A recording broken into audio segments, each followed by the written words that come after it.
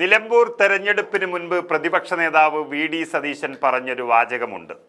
വിസ്മയകരമായൊരു പ്രഖ്യാപനം ഉടൻ വരും, കാത്തിരിക്കൂ എന്നുള്ളതായിരുന്നു. എന്തായിരിക്കും ആ പ്രഖ്യാപനം എന്ന ആകാംക്ഷയിലാണ് രാഷ്ട്രീയ കേരളം.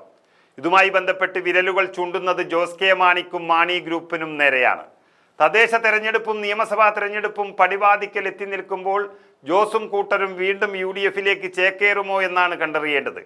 വി.ഡി. സതീശൻ പറഞ്ഞ വിസ്മയകരമായ പ്രഖ്യാപനം എന്നത് ലക്ഷ്യം വയ്ക്കുന്നത് ജോസ് കെ മാണിയെയും കൂട്ടരെയുമാണ് എന്ന സൂചനകളാണ് പുറത്തുവരുന്നത്.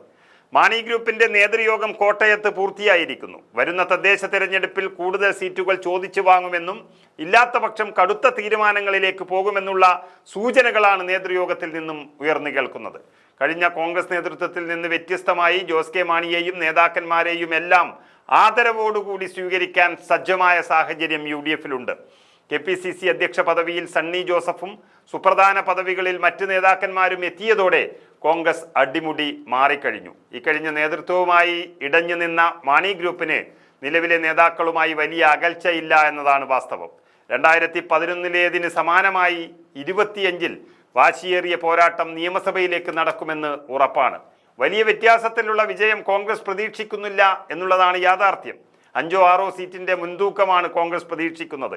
അങ്ങനെ വന്നാൽ മാണി ഗ്രൂപ്പ് കൂടെയുണ്ടെങ്കിൽ UDF-ന് 10 വർഷത്തിന് ശേഷം അധികാരത്തിൽ തിരിച്ചെത്താൻ സാധിക്കുമെന്ന് കോൺഗ്രസ് കണക്കുകൂട്ടുന്നു. തദ്ദേശ തെരഞ്ഞെടുപ്പിന് മുൻപ് വിട്ടുപോയ പ്രധാന കക്ഷിയെ മുന്നണിയിൽ തിരിച്ചെത്തിക്കാനാണ് ശ്രമം നടക്കുന്നത്. വിസ്മയിപ്പിക്കുന്ന പ്രഖ്യാപനത്തെക്കുറിച്ച് പ്രതിപക്ഷ നേതാവ് സതീശൻ സൂചന നൽകിയത് കോട്ടയത്ത് നടത്തിയ വാർത്താ സമ്മേളനത്തിലാണെന്നുള്ളത് കൊണ്ടാണ് ലക്ഷ്യം ജോസും കൂട്ടരുമാണെന്ന് വ്യക്തമാകുന്നത്.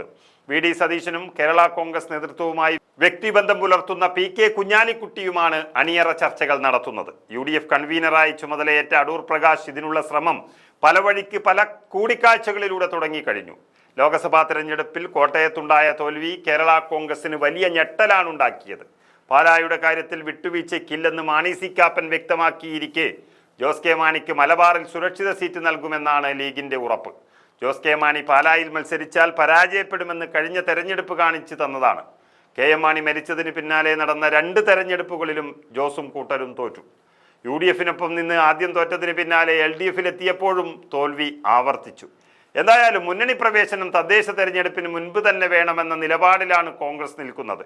താഴെത്തട്ടിൽ 2 ചേരികളിൽ മത്സരിച്ച ശേഷം നിയമസഭാ തെരഞ്ഞെടുപ്പിൽ ഒന്നിച്ചാൽ ഗുണം ചെയ്യില്ല എന്ന് കോൺഗ്രസ് ആവർത്തിച്ചു പറയുന്നുമുണ്ട്.